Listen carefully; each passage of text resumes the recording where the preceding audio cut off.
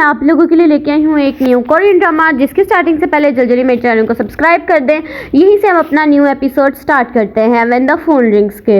तो ड्रामे की स्टार्टिंग में हमें दिखाया जाता है कि किडनैपर की आई होती है सायन को कॉल, वो उसको उससे बात कर रहा होता है और हमें दिखाया जाता है कि यहाँ पे कोई आता है पिज़्ज़ा डिलीवर करने के लिए और उसका कोलीग सायन का वो उठा के पिज़्ज़ा को अंदर ले आता है और वो अभी उससे बात ही कर रहा होता है। तो वो जब भी इस डब्बे को खोलता है तो वहाँ से बहुत बड़ा ब्लास्ट हो जाता है। तो इसके बाद दिखाया जाता है कि हीजिन जो उससे बात कर रही होती है सायन से, तो वो पूरी रात इंतजार करती है, वो वापस नहीं आता। दिखाया जाता है सायन को बहुत मतलब चोटें वगैरह लग गई होती हैं क्योंकि ब्लास्ट हुआ होता है। तो वो तो टेंशन में आ जाता है कि अगर मेरा ये हाल हुआ है तो सीजिन का क्या हाल हुआ होगा, क्योंकि उसने देखा था जिसने बंदे ने पिज़्ज़ा ट्रांसफ़र किया है वही बंदा उसकी कार में जाके बैठा था। इसके बाद वो जल्दी जल्दी कॉल करता है हीजिन को और उससे देखने लगता है कि वो घर पहुंच गई थी या नहीं। तो मैसेज आया होता है कि हाँ वो आराम से घर पहुंच गई थी। इसके बाद हीजिन दिखाई जाती है जो कि न्यूज़ में सुन लेती है कि जहाँ पे सायन काम करता है वहाँ पे बॉम्ब ब्लास्ट हो गया। तो उसके हाथ से तो ग्लास ही गिर जाता है, लेकिन अचानक से पीछे से सायन आ जाता है। वैसे भी पिछले एपिसोड में भी यही हुआ था, जब उसको पता लगा था कि ब्लास्ट हुआ तो सायन पीछे से आ गए थे। इस दफ़ा भी यही हुआ है। इसके बाद वो उसके पास उसका मोल चेक करने के लिए जिसकी पिक्चर उसको पास गई होती है, जो इस किडनैपर ने ही उसकी पिक्चर दी थी। इसके बाद वो उसका मोल चेक करने लग जाता है। वो कहते हैं कि तुम ये क्या कर रहे हो। वो उसको उठाता है और बेड पे जाकर लिटा देता है और उसका मोल चेक करने लगता है। वो अपनी डायरी जल्दी पकड़ लेती है और उसको कहने लगती है तुम ठीक हो। वो कहते हैं हाँ मेरी पर्सनल ऑफिस में किसी ने बॉम्ब ब्लास्ट फेंक दिया था लेकिन अब मैं ठीक हूँ। इसके बाद वो कहते हैं कि क्या ये वही मर्डरर ने किया है। वो कहते हैं हाँ उसी ने किया, लेकिन अब तुम कोई भी सवाल नहीं पूछोगी, अब सिर्फ और सिर्फ पूछूंगा तो मैं पूछूंगा। इसके बाद वो कहने लगता है कि क्या तुम मर्डर को जानती हो। वो कहती है कि नहीं मैं कैसे जानती हूँ। वो सर हिला के जवाब दे देती है इसका। इसके बाद वो कहता है कि तुम नहीं उसे जानती लेकिन वो तुम्हें बहुत अच्छे तरीके से जानता है। इसके बाद वो फिर से उसका मोल चेक करने लग जाता है। तो वो उसको धक्का मारती है और कहने लगती है कि ये तुम क्या कर रहे हो। इसके बाद वो फिर उससे माफ़ी मांगता है और फिर कहने लगता है कि मैंने जो भी किया उसके लिए सॉरी। उसके कुलीग का कॉल आ जाता है और वो उससे बात वगैरह कर रहा होता है और कह रहा था कि मैं जिस दिन उससे बात कर रहा था मर्डर से तब ब्लास्ट हुआ, यानी ये मर्डर एक नहीं बल्कि दो हैं या कई ज़्यादा है। तो उसका कुलीग कहने लगता है कि हाँ। वो ये सब सुन रही होती है सायन पीछे से और वो जल्दी जल्दी फिर जाती है ग्लास उठाने कांच का और वो उसको उठा ही रही होती है। तो पीछे से आता है सोयन और उसको कहने लगता है कि मुझे तुम्हारा फ़ोन चाहिए क्योंकि मुझे लग रहा है कि वो तुम्हारा फ़ोन हैक कर लिया उसने, तो मैं वो बस देखना चाह रहा हूँ, इसमें थोड़ी सी देर लगेगी। इसके बाद वो कहती है कि मेरा फ़ोन हैंग हो गया, मतलब हैक हो गया है। तो वो जल्दी जल्दी जाती है और मर्डर के फ़ोन से अपने पिक्चर सारी डिलीट कर देती है ताकि उसको पता ना लगे। इसके बाद दिखाया जाता है मर्डर का सीन, जो कि बहुत ज़्यादा खुशी हो रहा होता है। वो मर्डर अपने बॉस से पूछ रहा होता है कि क्या आपने बॉम्ब ब्लास्ट देखा। तो वो कहने लगता है हाँ मैंने वो देखा। इसके बाद वो कहने लगता है कि बॉस मैं नहीं देख पाया उसको, सिर्फ आपकी वजह से। इसके बाद वो फिर हंस रहा होता है। इसके बाद वो सारी चैटें पढ़ लेता है उसके दोस्त की और उसकी हीजिन की और उसके दोस्त की पढ़ लेता है कि उन्होंने आज रात को जाना है डिनर पे। इसके बाद हुआ उससे पूछती है कि क्या तुम मेरे साथ डिनर पे आओगे, तो वो भी हाँ कह देता है इनकी जेलसी की वजह से। इसके बाद दिखाया जाता है कि ये लोग मीटिंग वगैरह कर रहे होते हैं लेकिन ज़्यादातर ध्यान होता है उसका हीजिन पे और वो हुआ अपनी चीज़ें वगैरह अपनी पास्ट स्टोरीज वगैरह बता रही होती है। इसके बाद आगे दिखाया जाता है कि ये लोग आगे होते हैं डिनर डेट पे और यहाँ पे आ जाती है हुआ और कहने लगती है कि क्या वाह तुम लोग भी यहाँ पे आए हुए हो। इसके बाद ये सब बातें वगैरह करके वो आगे चली जाती है और पीछे से ही आ जाता है हमारा हीरो यानी कि सीजन, और वो भी देखने लग जाता है। वो अपना मुंह छुपा लेती है कि ताकि ये मुझे पहचान ना पाए, लेकिन वो उसका नाम लेके उसको बुला लेता है। तो वो कहने लगता है कि क्या तुम लोग आपस में एक दूसरे को जानते हो। तो वो कहने लगता है हाँ बिल्कुल क्यों नहीं। इसके बाद थोड़ी देर बाद दिखाया जाता है कि ये चारों इकट्ठे बैठ के डिनर वगैरह कर रहे हैं आपस में और फिर वो तो बहुत ज़्यादा हंसी खुशी में उसको सर्व कर रहा होता है और ये लोग मज़े से खा पी रहे होते हैं अपना। और फिर वो कह रहा होता है कि बात तुम्हें साइन लैंग्वेज भी आती है, तुम ऐसे काम क्या करते हो। तो वो कहने लगता है कि मैं तो एक डॉक्टर हूँ। इसके बाद वो कहते हैं कि चलो ठीक है अच्छी बात है कि तुम डॉक्टर हो। ये लोग तो इसी बात पे खेल वगैरह रहे होते हैं और हंस रहे होते हैं। इसके बाद वहाँ से हीजन उठ के चली जाती है वॉशरूम का बहाना करके और वहीं से ही आ जाती है सीजन को कॉल उस मर्डरर की। इसके बाद वो तो जाता है उस कॉल को उठाने के लिए, एक्सक्यूज़ मी कह के इसके बाद वो जाता है उस कॉल को उठाने। तो जब वो कॉल को उठा रहा होता है और मतलब कि साइड पे जाके उठाने लगता है तो वो देखता है कि पीछे ही उसकी खड़ी होती है हीजिन, जो कि उसको कहने लगती है कि तुम मेरा पीछा क्यों कर रहे हो, तुम मेरा पीछा कर रहे थे ना। तो वो कहने लगते हैं कि मैं तुम्हारा पीछा क्यों करूँगा। तो वो कहने लगती है कि तुम मुझ पे और मेरे दोस्त पे नज़र लगा के बैठे हुए, तुम हमारा पीछा कर रहे हो, हमारी इन्फॉर्मेशन निकाल रहे हो। तो वो कहने लगता है कि नहीं मैं तो ऐसा नहीं कर रहा। तो वो कहने लगती है कि क्या तुम उसको पसंद करती हो। तो वो कहता है कि हाँ। वो कहती है हाँ वो इतना तो अच्छा है, उसको पसंद ना करूँ तो और क्या करूँ। वो तो बहुत ज़्यादा सैड हो रहा मुस्कुराते हुए कहते हैं कि अच्छा चलो बताओ तुम मेरे बारे में कितना जानती हो। बहुत ज़्यादा सैड हो रहा होता है और मतलब कि रोने वाले पूरे मूड में आया होता है। इसके बाद फिर वो दिखा रहे होते हैं कि ये वगैरह ये बातें कर रहे होते हैं और फिर वो वहाँ से चली जाती है।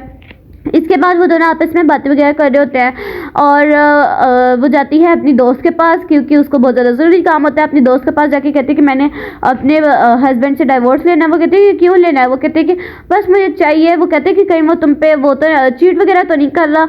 तो वो कहने लगती है कि नहीं अभी नहीं कर रहा। तो वो फिर उसको इसके बाद वो कहने लगती है अच्छा तो तुम्हें अभी तो बहुत ज़्यादा पैसे चाहिए होंगे तो तुम जल्दी जल्दी फॉर्म फिल कर दो ताकि तुम्हें ये जॉब मिल पाए और तुम आसानी से अपने खर्चे वगैरह उठा सको डाइवोर्स के बाद भी। इसके बाद सीन दिखाया जाता है कि वो फ़ोन पे फिल आराम से कर देती है और फिर वो कहने लगता है कि सांघवा का इंफॉर्मेशन वगैरह निकाल के दो, यानी कि हमारी हीरोइन की दोस्त की। तो वो कहने लगता है कि वो एक अदर डॉक्टर है, उसका एक यूट्यूब चैनल है जिस पे बहुत ज़्यादा सब्सक्राइबर्स हैं और वो तो उसकी तारीफ़ों के पुल वगैरह बांधने लग जाता है। तो हीरो कहने लगता है कि मैंने तुम्हें उसकी तारीफ़ों के पुल बांधने को नहीं कहा, मैंने सिर्फ उससे इन्फॉर्मेशन वगैरह मांगी थी तुमसे। इसके बाद वो घर पहुंच जाता है तो हीजिन कहीं जाने लगती है। तो वो उसको कहने लगता है कि कहाँ जा रही हो? तो वो कहने लगती है कि मैं तो सिर्फ और सिर्फ बियर और आइसक्रीम खरीदने जा रही थी। तो वो कहने लगता है कि क्या तुम्हें सिर्फ यही चाहिए और कुछ नहीं चाहिए? तो वो कहने लगती है नहीं। तो वो उसकी चीज़ें वगैरह लेने के लिए चला जाता है वहाँ से और जैसे वो चीज़ें वगैरह लेने के लिए जाता है तो पीछे से हीजिन कॉल कर देती है किडनैपर के फ़ोन से। तो वो उसको कहने लगती है कि क्या तुमने सोचा तुम उसको डाइवर्स दोगे कि नहीं दोगे? तो वो कहने लगते हैं अच्छा चलो मैं अगर उसको दे भी देता हूँ डाइवर्स तो इससे तुम्हें भी क्या फ़ायदा होगा हासिल? तो उसको नहीं पता होता कि मुझे क्या फ़ायदा हासिल होगा। तो वो जल्दी जल्दी कॉल बंद कर देती है। इसके बाद दिखा देता है कि वो बियर और आइसक्रीम लेके आ गया होता है और फिर वो जब वो पी रही होती है बियर वगैरह तो वो उसको कहने लगता है कि तुम्हें जो भी कहे ना कि मुझे डाइवोर्स देते तो तुम मत देना, क्योंकि मुझे लग रहा है कि कोई ना कोई तुम्हें बोलेगा, मैं सिर्फ इसलिए बोल रहा था, कोई तुम्हें अगर बहकाना चाहे तो मत बहकना। इसके बाद वो ये सब कह के चला जाता है रूम में सोने के लिए। तो फिर देखा जाता है ये बातें वगैरह करके तो वो तो सोचने लग जाते हैं कि हैं ये मुझे इस तरह की बातें वगैरह क्यों कह रहा है। तो फिर से याद करने लगते हैं कि हाँ मैंने तो इसको बोला था ये सब कुछ फ़ोन पे किडनैपर के जरिए। तो फिर वो चला जाता है यहाँ से सोने के लिए और हेजी ने तो बनाया होता है सोचने वाला मुंह। तो वो कहने लगता है कि तुम क्या सोच रही हो? तो फिर वो कहती है कि तुम क्या सोच रही हो? वो कह रहा होता है मैं तो ये सोच रहा हूँ कि किडनैपर को हमारे बारे में जो भी कुछ पता है या फिर पता होगा तो मैं तो चाहता हूँ वो सिर्फ और सिर्फ सारा झूठ, और मैं सिर्फ ये कहना चाहता हूँ कि किडनैपर को हमारे बारे में कुछ भी नहीं पता। और कब से जो मैं लफ्ज़ बोल रही थी वो सोने के लिए चला जाता है, वो अब जाता है, ठीक है ना। तो वो भागी जाती है क्योंकि वो उसके रूम के अंदर चला जाता है और आराम से बेड पे सो रहा होता है। तो वो कहने लगता है कि क्या हुआ है, आके से यहाँ पे आके सो जाओ। तो वो नहीं जा रही होती है, वो यहाँ पे खड़ी होती है। तो वो कहता है कि मैं नहीं काटूंगा, तुम्हें ये नहीं खा जाऊंगा, तुम आके सो जाओ। वो अभी भी नहीं मान रही होती। तो वो कहने लगता है लाइट वगैरह बंद कर देता है। तो वो फिर दोबारा लाइट को ऑन कर देती है। तो फिर वो कहने लगता है कि तुम्हें क्या लगता है मैं तुम्हारे साथ कुछ कर दूंगा? जब 3 साल हो गए हमारी शादी को, मैंने तुम्हारे साथ कुछ भी नहीं किया, तो मतलब मैं अब क्यों करूंगा?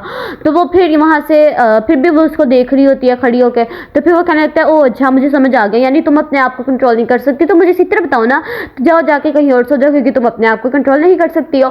तो वो भी फिर गुस्से में आके वहाँ पे उसके साथ ही लेट जाती है और फिर दिखाई देता है कि वो दोनों आपस में एक साथ लेट गए हैं और वो उसके साथ कमर करके लेटी होती है। तो वो कहने लगता है कि कितनी अजीब बात है कि तुम मेरे साथ कमर करके लेटी हुई हो। तो वो अपनी तरफ मुँह कर देती है उसकी तरफ अपना। तो फिर वो कहने लगता है कि मैं होप करता हूँ कि जो भी किडनैपर हमारे पीछे लगा हुआ है, जिसने ब्लास्ट किया और जिसने तुम्हें किडनैप किया, तो हम लोग उससे बच पाए और किसी तरीके में उसको पकड़ लूँ ताकि तुम्हें कुछ भी ना हो पाए। और वैसे भी उसको ये घर का पता चल चुका है तो तुम्हें मैं किसी और घर में शिफ्ट करूँगा जल्दी से जल्दी।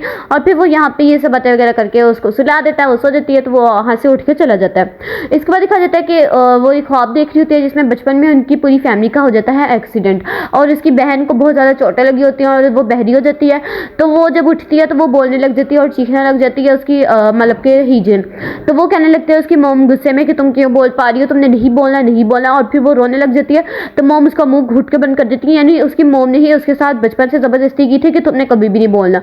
तो वो तो ये ख्वाब देख के बहुत ज़्यादा रो रही होती है और उसकी नींद खुल जाती है और यही वो ख्वाब वगैरह सोच रही होती है और अपनी मतलब के बहुत टाइम पुरानी यादें सोच रही होती है।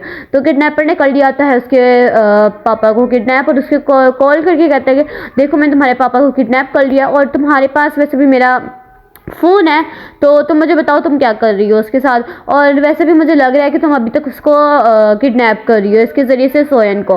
तो वो कहने लगते हैं कि तुम उसको किडनैप क्यों कर रही हो? तो वो कहने लगते हैं कि मुझे उससे डाइवोर्स चाहिए। तो वो कहने लगता है अच्छा तो मतलब तुम हमारी ही टीम में हो। तो फिर ठीक है, मैं मान जाता हूँ, और वैसे भी तुम हमारी टीम में हो तो मैं तुम्हारे पापा को भी छोड़ दूंगा। तो वो भागी भागी जाती है हॉस्पिटल में अपने डैड को देखने के लिए। तो वो तो बिल्कुल ठीक होते हैं, तो पुलिस आ जाती है उससे कार्रवाई वगैरह करने के लिए, तो वो उसके साथ लेके जाने लगती है। तो अचानक से हो जाता है उनकी कार का रेडियो हैक, तो उसको समझ आ जाता है कि ये तो किडनैपर का ही काम है। इसके बाद उसकी तबीयत अचानक से बहुत ज़्यादा ख़राब होने लग जाती है, वो तो रोने लग जाती है। तो पुलिस वाले आ जाते हैं टेंशन में कि इसको क्या हो गया। इसके बाद अचानक से ही पीछे से आ जाता है हमारा हीरो यानी कि सोयन। अब देखो यार, हीरोइन की तबीयत खराब हुई है तो हीरो ना आए, ऐसा कैसे हो सकता है। तो वो आ जाता है और फिर वो कहने लगता है कि मैं ये सब उसकी कार्रवाई वगैरह जो भी इन्फॉर्मेशन वगैरह देनी है मैं दे दूंगा। तो वो कहने लगता है कि आप यहाँ पे क्यों, क्या करना है। तो वो कहने लगता है कि ये मेरी बीवी है। तो हीजिन तो बहुत ज़्यादा हैरान हो जाते हैं, क्योंकि 3 सालों में आज तक उसने कभी भी किसी को नहीं बताया था कि ये मेरी बीवी है। और वो उसको कहने लगता है कि आपने भी किसी को नहीं बताना कि ये मेरी बीवी है, इसको सीक्रेट रखना है। इसके बाद वो उसको वहाँ से लेकर चला जाता है, और ये सब यादें कर रही होती है कि इसने आज तक मुझे हमेशा कहा है कि तुमने किसी के सामने नहीं आना मेरी बीवी का कहते हुए। तो वो उसको कहने लगता है पुलिस ऑफिसर कि आप मेरे साथ पिक्चर खिंचवाएंगे। तो वो कहने लगता है कि चलो ठीक है, मैं पक्का प्रॉमिस करता हूँ कि जब भी मैं आपके पास आऊँगा इन्फॉर्मेशन वगैरह देने के लिए, तो मैं आपके साथ बहुत ज़्यादा अच्छी से पिक्चर्स खिंचवाऊंगा। इसके बाद वो उसको उठाता है और उसको कार में बिठा देता है अपनी, और फिर उसको कहता है कि सेफली यहाँ पर बैठी रहो। और फिर वो पुलिस वगैरह से बातें वगैरह करके यहाँ से चला जाता है, कार के अंदर जाके बैठ जाता है, यही वगैरह जो मैंने आपको कहा था पिक्चर वगैरह खींचने के लिए। और वो तो बहुत ज़्यादा खुश हो जाता है इस बात में। तो वो कार में बैठता है उसके साथ, और उसको कहने लगता है कि मुझे पता चल गया तुम्हारे डैड के साथ क्या हुआ है, क्योंकि उधर सिस्टर के पास मेरा फ़ोन नंबर था और उसने मुझे ये सब बता दिया। तो जल्दी जल्दी तुम्हारे डैड का हॉस्पिटल चेंज करना पड़ेगा, उसकी सिस्टर भी चेंज करनी पड़ेगी, और मैं तुम्हारे इसमें भरपूर साथ दूंगा। तो वो तो बहुत ज़्यादा रोने लग जाती है और आवाज़ वगैरह निकाल देती है। तो वो तो बहुत ज़्यादा हैरान हो जाता है, क्या ये आवाज़ भी निकाल सकती है। तो वो तो अच्छे से रो रही होती है। तो वो कहता है कि अच्छे से रो लो और कोई बात नहीं, हौसला रखो। तो वो तो भाई फूट फूट के रोने लग जाती है। वो उसको अपना नैपकिन वगैरह दे देता है और फिर भाई वो शुरू हो जाती है रोना। इसके बाद दिखा देता है कि हुआ का सीन दिखा रहे हैं, और वो तो आ जाती है इसके पास बैठने के लिए हमारी हीरोइन के दोस्त के पास। और फिर वो कहने लगती है कि तुमने जो सीक्रेट क्रश के बारे में बोला था, क्या वो तुम्हारी हीजन ही है। तो वो जो पानी पी रहा होता है तो उसके मुंह से स्प्लिट हो जाता है, गिर जाता है। तो वो कहने लगता है हाँ तुम्हें कैसे पता लगा हो। तो वो कहने लगते हैं कि आप मुझे तो पता लग ही गया था, किसी तरीके भी पता लगना हो। इसके बाद वो यही बातें कर रहे होते हैं, और फिर यहाँ पे दिखाया जाता है कि वो उसको ले आया था शांत वगैरह करवा के होटल। तो वो कहने लगती है होटल वगैरह बुक कर लिया था कमरा। तो वो कहने लगती है कि हम लोग यहाँ पे क्यों आए हैं। तो वो उसको कहने लगता है कि तुमने बहुत ज़्यादा रो के मूड खराब कर लिया है अपना, जाओ जाके मुँह हाथ वगैरह धो लो जाके। और फिर जाती है वो अपना मुँह हाथ वगैरह धोती है अच्छे से, और फिर बाहर आती है।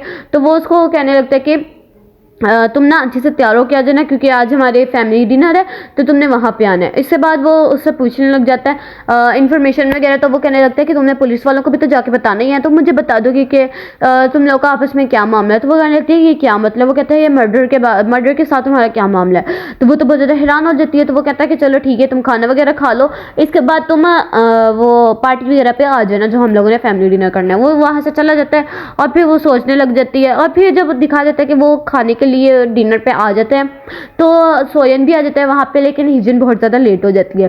तो उसके मॉम डैड बहुत ज़्यादा गुस्सा कर रहे होते हैं। तो वो कहने लगता है कि मेरी बीवी बहुत ज़्यादा मतलब के काम में फंसी हुई थी, इस वजह से वो नहीं आ पाई है, तो हम लोग अपना खाना शुरू करते हैं। तो वो उसका डैड गुस्सा करने लगता है। वो कहते हैं कि किसी तरीके अपनी बीवी को बुलाओ। तो यहाँ पे दिखा देता है कि वो तो वहाँ पे सो गई होती है, उसकी आँख लग गई होती है। तो वो जल्दी जल्दी भाग के आती है, उनके पास आके बैठ जाती है, और फिर वो उसके भर भर की बुराइयाँ करने लग जाता है। उसको ससुर कहने लग जाता है कि मैंने तो तुम्हारी इसकी बड़ी बहन से शादी करवानी थी, लेकिन वो तो एक टाइम पे आके भाग गई, तुम्हें इससे शादी करनी पड़ी जो ना बोल सकती है और ना ही इसके अंदर कोई स्किल्स हैं। तो वो उसको उठा के लेके जाने लगता है। तो उसके पापा को बहुत ज़्यादा गुस्सा आ जाता है और वो उसके ऊपर गिलास फेंकने लगता है, लेकिन वो उसको जल्दी जल्दी बचा लेता है और खुद वो गिलास फेंक ले अपने ऊपर खा लेता है। तो उसका डैड उसको डराने की कोशिश करने लग जाता है। तो उसका अपने डैड को कहता है कि आप वैसे कुछ भी नहीं थे, आप दादा की वजह से इतनी ज़्यादा शोहरत आपने पाई है, और अब आप इतने जो चढ़ रहे हैं आसमानों पे, तो आप चाह रहे हैं कि मैं आपके साथ कोलैबोरेट करूं ताकि आप आसानी से इलेक्शन जीत जाएं। तो मैं तो आपके साथ बिल्कुल भी नहीं साथ दूंगा। और वो ये सब धमकियाँ वगैरह देके वहाँ से चला जाता है, और वो एलिवेटर में उसको हाथ ही नहीं छोड़ रहा होता, क्योंकि उसका हाथ टाइटली पकड़ा होता है। और वो कहने लगता है कि मैं तुम्हें कभी भी डाइवोर्स नहीं दूंगा, और वैसे भी इन लोग जब तुम्हारे बारे में बुरा भला बोल रहे होते हैं तो तुम उसका जवाब नहीं देती, क्यों नहीं देती हो, और अगर तुम जवाब नहीं दे सकती तो मैं तुम्हारे बदले उनका जवाब वगैरह दूंगा, और तुम्हें कभी भी डाइवोर्स नहीं दूंगा। ये सब उसके बातें वगैरह करके वो नीचे जा रहे होते हैं एलिवेटर के जरिए, और यही बातें वगैरह चल रही थी। तो वो तो बहुत ज़्यादा रोने लग जाती है, और फिर सोचने लग जाती है और फिर वो वहाँ पे अपने डैड को भी सोचती है और किडनैपर की बातों को भी। तो वो एक हिसाब से पागल होने लग जाती है। तो वो जल्दी जल्दी उसको फ़ोन को फेंकती है किडनैपर के और डस्टबिन में फेंक के उस कूड़ा को फेंकने जाती है बाहर। तो सोयन कहता है कि मैं चलो फेंक देता हूँ तुम्हारा कूड़ा, लेकिन वो कहने लग जाते हैं कि नहीं नहीं। तो वो नहीं मान रहा था, तो वापस वो कूड़ा अपने कमरे में ले जाती है और उसमें से फ़ोन निकाल लेती है वापस से। तो वो देख रही होती है अपने फ़ोन पर अपनी दोस्तों वगैरह की बातें वगैरह सुन रही होती है, उसको गुड लक वगैरह विश करने लग जाते हैं। तो सोयन भी आता है और कहने लगता है कि मेरी तरफ से भी मैं तुम्हें गुड लक विश करता हूँ। इसके बाद वो कहती है कि अगर ऐसा हो कि मैं वो इंटरव्यू जीत जाऊँ या फिर वो तुम्हारी जॉब पे लग जाऊँ, तो वो उसके कहने लगता है कि कौन सी। तो वो कहने लगती है वही जो तुम सोचते हो कि जिसके बारे में मैं नहीं लग सकती, तो उसके बारे में तुम्हारे मॉम डैड क्या सोचेंगे। तो वो उसको कहने लगता है कि तुमने मेरे मॉम डैड की कोई भी नहीं बात सुननी और ना ही उनके बारे में कुछ सोचना है, उनका काम है बोलना, तो उनको बोल लेने दो और तुम सिर्फ अपने करियर पे ध्यान दो। तो वो तो ये बातें सुनकर बहुत ज़्यादा शौक हो जाती है। अगले दिन आती है इंटरव्यू के लिए। तो वो जैसे जैसे बोल रहा होता है तो वो फ़ौरन अपने मतलब कि साइन लैंग्वेज में उसको बताने लग जाती है और वो बिल्कुल ही स्पीडों में बता रही होती है, उसको बोलने का मौका भी नहीं दे रही होती। तो वो कहने लगता है कि तुमने इतनी आसानी से सारी साइन लैंग्वेजेस कैसे समझा दी हैं। तो वो कहने लगती है कि मैंने आपकी बहुत ज़्यादा स्पीचेज वगैरह सुनी है और मुझे पता है कि आप कितनी अच्छी अच्छी बातें करते हैं, तो मैं पहले से ही प्रैक्टिस वगैरह करके आई थी। इसके बाद वो कहने लगता है कि मैं एक न्यू डॉक्यूमेंट पढ़ूंगा जिसने कभी भी नहीं जो तुमने कभी भी नहीं सुना होगा, तो मैं देखता हूँ कि तुम वो किस तरह कर पाती हो साइन लैंग्वेज के ज़रिए से। तो वो उसको बोलने लग जाता है न्यू डॉक्यूमेंट को अपने। तो वो उसको भी बहुत अच्छे तरीके से साइन लैंग्वेज में समझा देती है और वो बहुत अच्छे से अपनी साइन लैंग्वेज को तैयार कर देती है और सबको समझ भी आ रही होती है। तो वो तो बहुत ज़्यादा खुश हो देते हैं कि उसने इतने अच्छे तरीके से ये साइन लैंग्वेज कैसे समझा दी। और वो बहुत ज़्यादा खुश हो रहा था कि जब उसने बोला था, चैलेंज किया था उसके साथ कि मैं ये जॉब पा के ही रहूँगी, तो वो तो बहुत अच्छा कर रही थी और वो बहुत ज़्यादा अपने वाइफ पे बहुत ज़्यादा प्राउड फील कर रहा होता है और वो बहुत ज़्यादा खुश हो रहा होता है। इसके बाद उसकी जॉब वहाँ पे पक्की एक हिसाब से हो ही गई होती है। वो जा रही होती है वापस, तो उसको एक कार्ड मिलता है जिससे उसको पता लगता है कि उसके डैड की जॉब को मतलब कि हॉस्पिटल को बदलवा दिया गया है। तो वो वहाँ पे जाती है अपने डैड से मिलने के लिए। तो वो डैड उसको कह रहे होते हैं कि मैं सोयन का भी ध्यान रखूंगा और आपको भी ध्यान रखूंगा। तो वो उसको समझ देते हैं कि यहाँ पे सोयन होके गुजरत भी कहने लगते हैं कि क्या वो वहाँ पे आया था। तो वो उसका डैड कहने लगता है कि हाँ आया था। तो यहाँ पे पता लगता है उसके डैड को थोड़ी सी दिमाग की प्रॉब्लम आई हुई है। तो वो यहाँ पे बात वगैरह कर रहे थे। तो कहने लगता है इसका सेक्रेटरी की मुझे तो हीजन बहुत अच्छी लगी है इस काम के लिए, उसने बहुत अच्छे तरीके से ये सब साइन लैंग्वेज वगैरह समझाई है। तो मैं तो कहता हूँ कि वही ये जॉब डिजर्व करती है। इसके बाद पास्ट का सीन दिखाया जाता है जहाँ पे हीजन की मॉम और सारे सोयन की मॉम वगैरह पार्टी वगैरह कर रहे होते हैं। तो वो उसको कहने लगते हैं कि मेरे बेटे को फ़िश पसंद है तो तुम भी फ़िश ही खाओ। तो वो उसके साथ ज़बरदस्ती वगैरह कर रहे होते हैं। तो वो उसको ज़बरदस्ती खाता रहता है, लेकिन वो जैसे वहाँ से जाती हैं तो वो निकाल देता है उसको मुँह से। तो इन दोनों के साथ बचपन से ही बहुत ज़्यादा बुरा हो रहा था हीजन और सोयन के साथ। तो वो आपस में बचपन में मिलते हैं आपस में और फिर उसको पता लगता है अच्छा वो नहीं बोल सकती। तो वो उससे नाम पूछे तो वो उसके हाथ पर लिख के बता देती है अपना नाम हीजन। तो यही वो चीज़ें वगैरह सोच रहा होता है और फिर वो उसको कहने लगती है कि थैंक यू सो मच, तुमने मेरे डैड का वो हॉस्पिटल वगैरह बदलवा दिया, उसको थैंक यू वगैरह कर रही होती है। इसके बाद दिखाया जाता है कि जो बीवी के साथ, जिस लड़की के साथ उसकी शादी होनी थी यानी इसकी बड़ी बहन के साथ, हीजन वो आ गई है वापस। और उसको उसके मतलब हस्बैंड ने सोयन ने कहा था कि तुम ये रिंग तब तक अपने पास रखोगी जब तक वो वहाँ से इसकी रियल ओनर आ नहीं जाती। तो वो दोबारा से उस मोबाइल को निकालती है किडनैपर के और उसको कॉल करती है और कहने लगती है कि तुमने हीजन से शादी क्यों की हुई है, तुम्हारी वो पहली वाली बीवी आ चुकी है, तुम्हें उससे शादी करनी चाहिए और उसको डाइवोर्स दे दो, मुझे मेरा यही मतलब है। तो वो कहने लगता है कि हमारा एक एग्रीमेंट हुआ था और एक कॉन्ट्रैक्ट हुआ था जिस वजह से मैं उससे शादी नहीं कर सकता। तो वो तो बहुत ज़्यादा क्यूरियस हो रही होती है। वो कहने लगता है कि जब वो जाने लगी थी तो वो एक बार मुझसे बात करके लाजमी गई थी।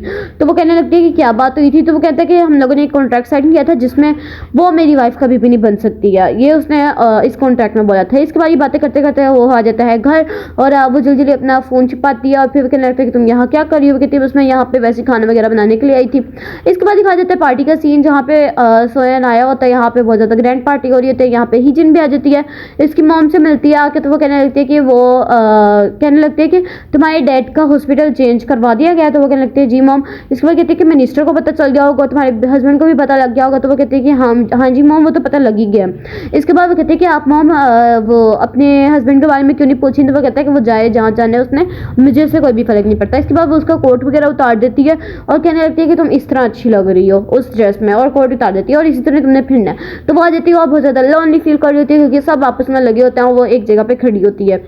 इसके बाद दिखाया जाता है वो उसी है किडनैपर के फ़ोन से उससे बातें वगैरह कर रही होती है रूफ टॉप पे खड़ी होकर, और वो भी उससे बातें कर रही होती है कि तुमने क्या कॉन्ट्रैक्ट वगैरह साइन करवाया था, और वो अपनी भर भर के बुराइयां कर रही होती है कि उसके अंदर तो कुछ भी नहीं है, वो तो सारी लैंग्वेज से बात करती है, उसमें कोई मतलब कि तारीफ वगैरह भी कुछ नहीं हम लोग कर सकते उसकी, और इतनी बुरी तो है, तुमने उससे शादी वगैरह क्यों की है। तो वो कहने लगता है कि मेरी बीवी में कोई भी कमी नहीं है और वो बहुत ज़्यादा अच्छी है, गुड लुकिंग है, और वो बहुत ज़्यादा काम वगैरह कर सकती है। तो वो तो इतनी तारीफें वगैरह सुन के रोने लग जाती है कि क्या ये मेरे बारे में इतना अच्छे से सोचता है। तो वो तो और अपनी बुराइयां करने लग जाती है। तो बातें वगैरह कर करके वो अचानक से ऊपर आ जाता है हीजिन के पास। तो वो ऊपर आ जाता है रूफ टॉप पे, तो वो देख लेता है उसको कॉल पे बात करते हुए। तो वो तो बहुत ज़्यादा हैरान हो जाती है और वो समझ जाता है कि यही किडनैपर के फ़ोन से बात वगैरह कर रही थी उससे, और उसने डैश कैम में वीडियो भी देख ली थी पुलिस के कि ये बोल सकती है। तो यहीं पे ये हमारा ड्रामा एंड हो जाता है। वीडियो अच्छी लगी हो तो लाइक करना। मिलते हैं नेक्स्ट एपिसोड में, तब तक के लिए अल्लाह हाफिज़।